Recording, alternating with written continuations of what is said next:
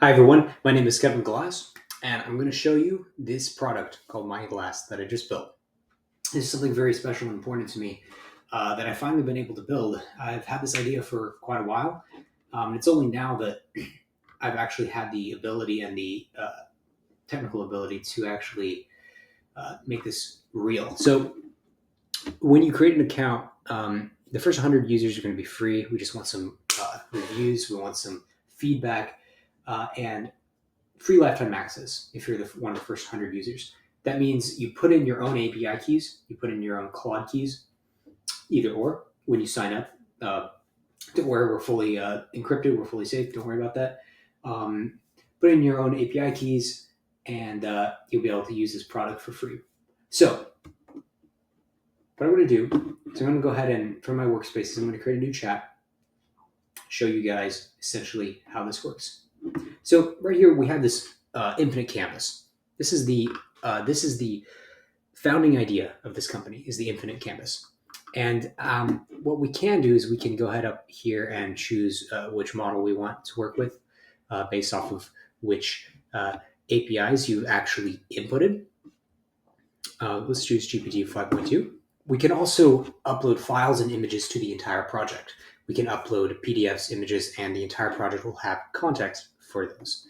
So let's go ahead and type something in here. So it's important to note that this project is for people who are more technical, or not technical, let's say, but let's say people who use ChatGPT for very long, in-depth technical responses is especially useful for them. Everyone. Brainstorming, absolutely. But especially for people who do in-depth technical. So I'm not going to do something in-depth technical, but just pretend that everything that comes out is technical. So let's go ahead and ask to create a marketing plan for a mobile lemonade stand business. Yeah, I cannot be bothered to type correctly. Don't judge me. I don't care. Okay, so we're going to go ahead and hit go. And the idea here is that it's going to create a node. So within this conversation node, I can go ahead and just continue the conversation like I would on any chat, right? Down here.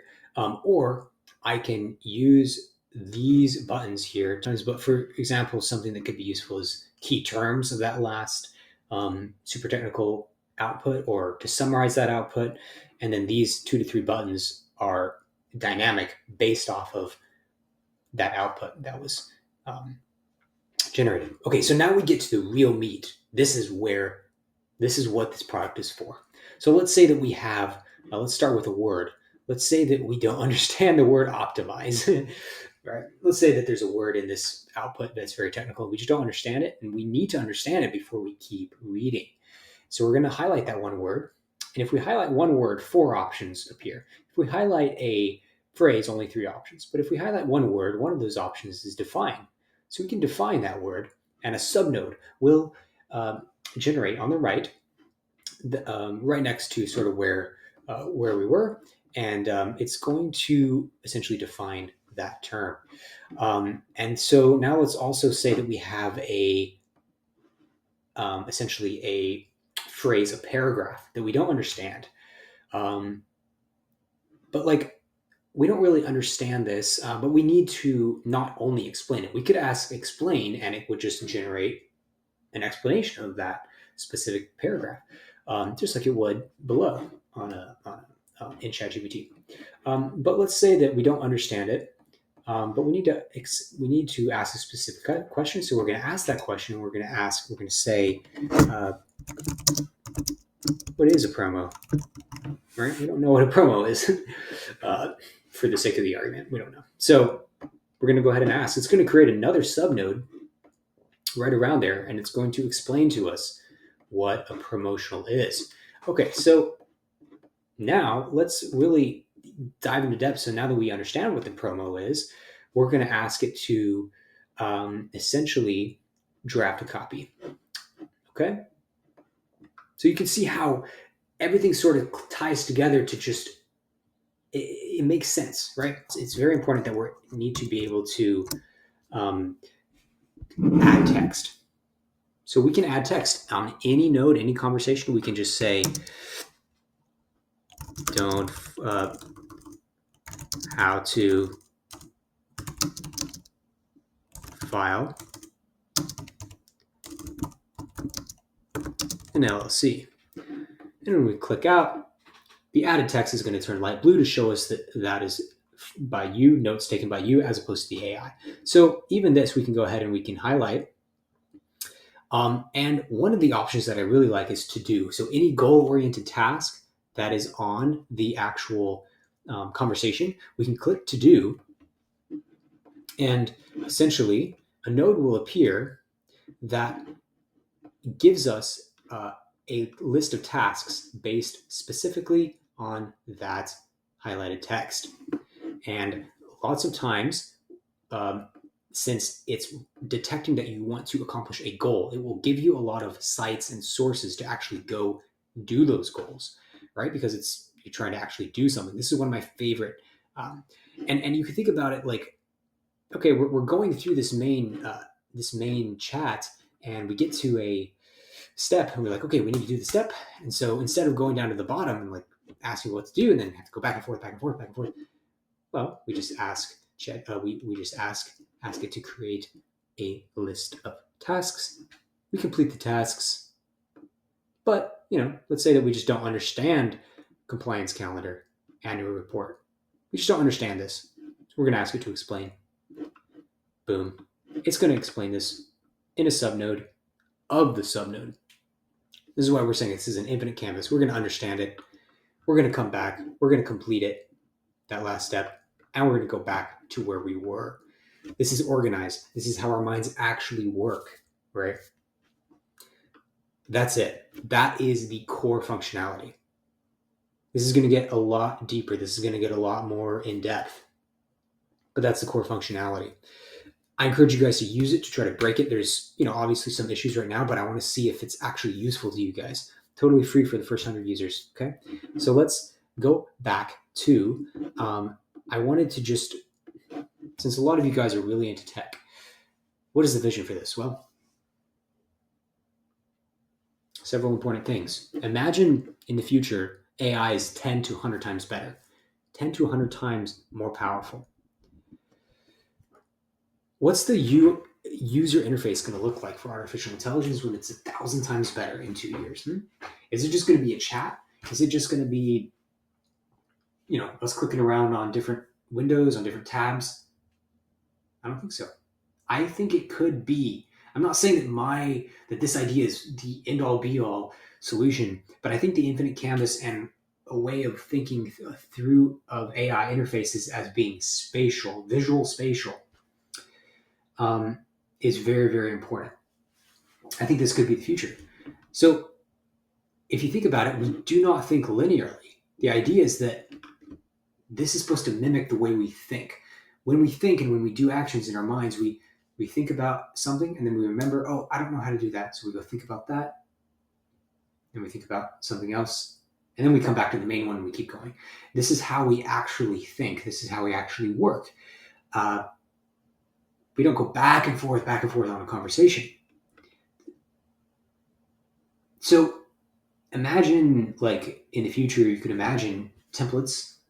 You can imagine, at the very least, templates that, like, detect who you are, detect that you are an entrepreneur or you're a tax agent and essentially it knows 80% of what you're trying to do and fills that all out for you. And this is where it gets a little bit esoteric, but we're trying to figure out what is the best UI for the future of AI. Well, I do think it's based off of the canvas, infinite canvas, but imagine the user interface actually shifts and morphs to perfectly adapt to what it is that you are trying to accomplish as an individual. Maybe it knows that you as an individual and with your specific goals, Venn diagrams are very useful for what you're trying to do, or like certain types of node-based thought strategies and just videos, or just everything and anything goes. And the user interface itself can be fully dynamic in the future. Could you imagine that?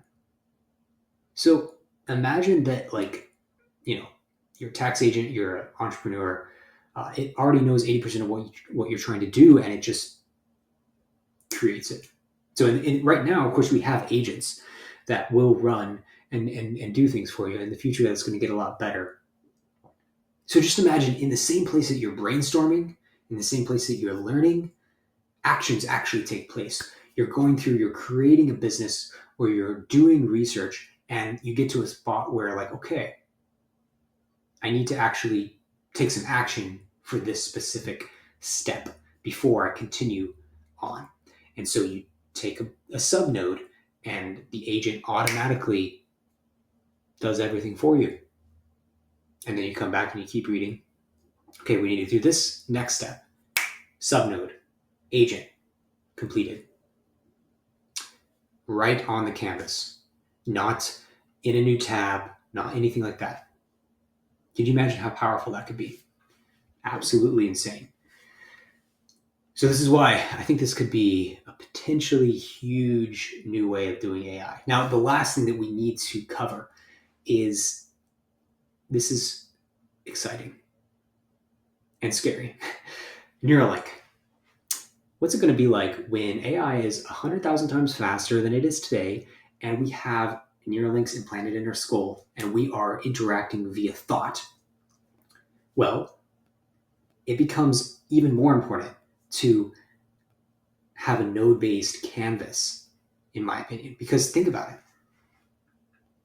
Obviously, we've already covered that when we think not linearly, we think hierarchically, we think a thought, which leads to another thought, which leads to a sub-thought, back to the main thought, back to the next thought, side thoughts, you know what I'm saying? And so you can imagine this canvas, but fully controlled by thought. What the? Could you imagine that? Could you imagine being able to essentially think a question, the output comes out, think about that sentence, that word, the output comes out, think, okay, we need to accomplish this for that step. The steps appear, the agent executes. And the tree branches. It's a visual representation of actually what's just happening in your mind. And maybe someday the thoughts will actually be able to stream back to us, and we won't even need that to be we won't need the visual to be there all the time. But you can see how this idea of branching networks and nodes and hierarchy, this philosophy, this design philosophy, I think it's the next, if my prediction is correct, I think it's the next way that we interface with AI. So I'm not a very eloquent speaker, I'm like Elon in his early days. I'm kidding. Sorry, Elon, I love you. So I just encourage you to try it for yourself. Try to get the general gist of what we're going for. It's kind of rough right now, obviously, a bit laggy, but try to get the general gist of what we're going for. And we'd love any kind of feedback. I'd love any kind of feedback.